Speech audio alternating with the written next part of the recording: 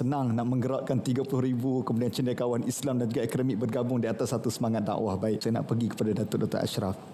Negara kita ini sentiasa dilihat sebagai sebuah negara Islam progresif contoh, dan banyak sektor-sektor kewangan Islam, halal, pengurusan halal Islam dilihat Malaysia berjaya membumikan dasar negara mengikut nilai Islam.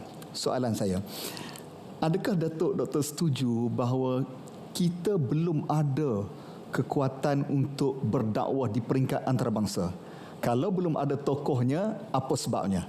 Kalau ada, apa kekuatannya, Doktor? Saya tidak mahu kita pergi terlalu jauh sampai ke peringkat hanya nak menampilkan satu dua tokoh yang di antarabangsa kan.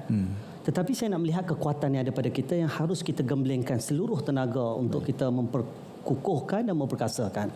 Tadi Datuk Nakai sebut Islam ni adalah agama negara. Itu asas paling penting ya.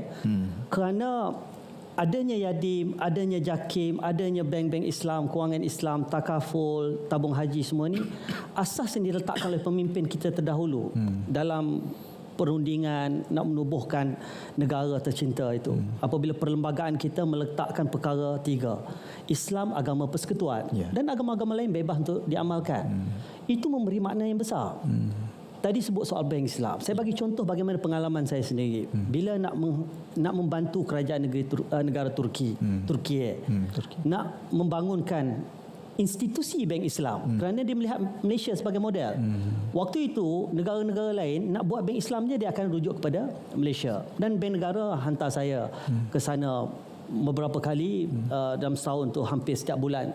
Dan antara perkara yang menjadi isu utama sana, boleh buat tetapi jangan namakan bank Islam. Tak boleh ada simbol-simbol yang Islam. Tak boleh perkataan-perkataan Arab. Mudarabah, musyarakah, baik besaman ajil dan sebagainya. Kat sini ni bunyi Arab tu Islam lah. Kat sana tak boleh. Kita kata tak apa kan, sekerana dalam Islam pun al-ibrah fil uqul il maqasid wal maani la li alfaz wal mabani. Nak menentukan keabsahan satu produk itu bukan atas nama tetapi atas kesan dia, substance dia. Tetapi kenapa menjadi begitu? Sedangkan Turki ni 99% umat dia beragama Islam.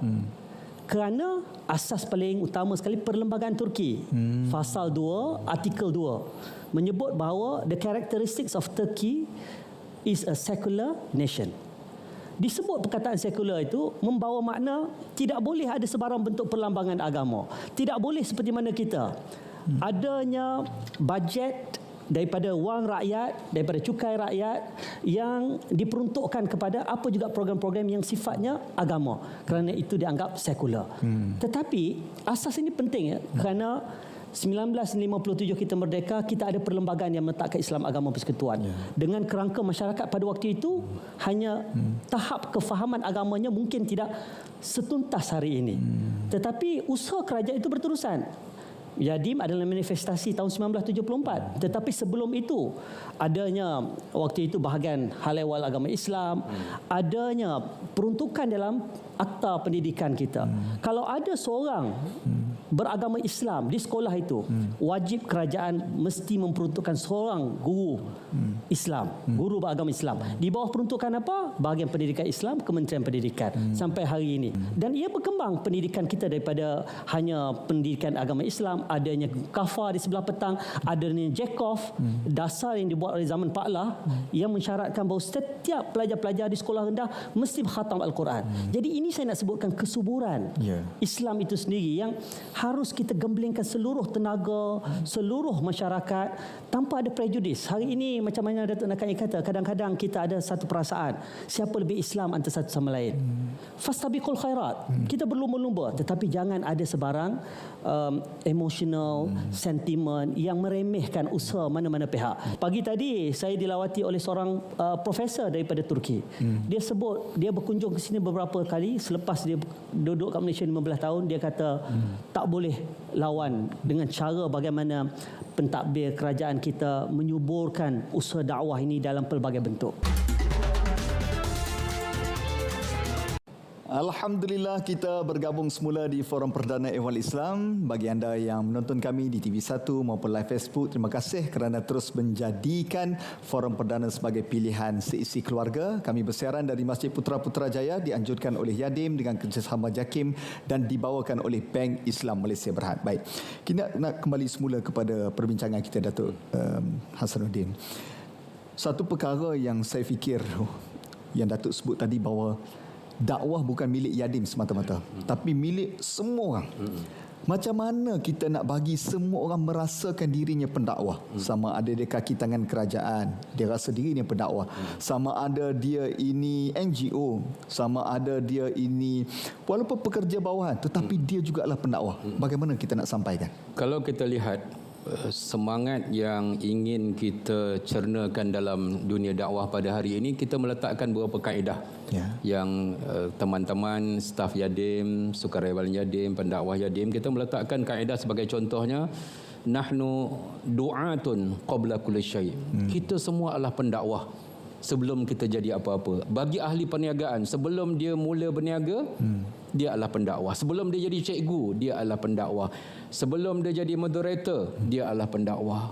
Maknanya kita nak tanam anggota PDRM kita, kagat kita, tentera kita, Angkatan Pertahanan Awam kita, sebelum dia pergi menyelamat pasukan bomba dan sebagainya, kita nak berikan satu gambaran keyakinan kepada mereka, mereka adalah pendakwah sebelum mereka berkerjaya dan seumpamanya itu.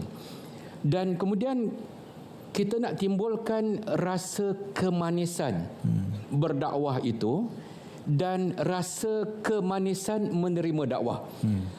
Sebab tu kalau kita tengok Imam Hasan Al-Banna pernah mengatakan bahawa sanuqatilun nasa bil hub. Kita akan berhadapan dengan manusia. Saya tak nak terjemahkan kita akan berperang dengan manusia. Kita akan berhadapan menangani isu-isu manusia ini dengan al-hub, kasih sayang, cinta.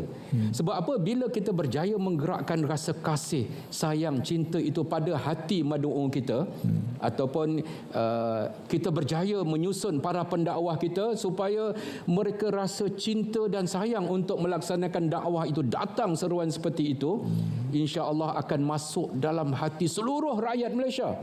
Tidak kira apa agama, bangsa dan keturunan. Sebab bagi saya Yadim juga berperanan, bukan hanya nak mengajak orang masuk Islam, tapi berperanan untuk menunjukkan keindahan Islam ini kepada seluruh rakyat Malaysia. Tidak kira apa agama. Yadim dan teman-teman NGO seperti yang Al-Fadhil Datuk Nakha'i sebut tadi, kita ada Maim, kita ada Nuaim, dan sekarang ini untuk wanita kita panggil Mawim. Maknanya ketiga-tiga ini akan memainkan peran. Sebab tadi disebutkan pasal antarabangsa tadi kan. Saya nak sebut contohnya pada hari ini Maim telah melantik, Yadim telah melantik salah seorang daripada jawatankuasa Maim itu.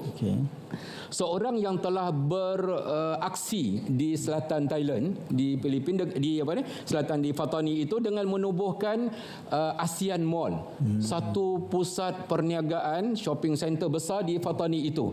Dan Yadim dengan kerjasama yang pernah diajarkan oleh YDP sebelum ini, kita mengajak orang yang telah beraksi itu dalam dunia perniagaan, kita ajak dia untuk bersama dengan Yadim melalui Maim tadi, dan dia merasakan bahawa dia adalah pendakwah. Walaupun dia telah berjaya mengumpulkan harta-harta wakaf kat Fatani dan menumbuhkan bangunan yang cukup cantik, ASEAN Mall sebagai contoh, dengan kita mengajak dia mereka untuk bersama Yadim, semangat itu yang kita nak tanam.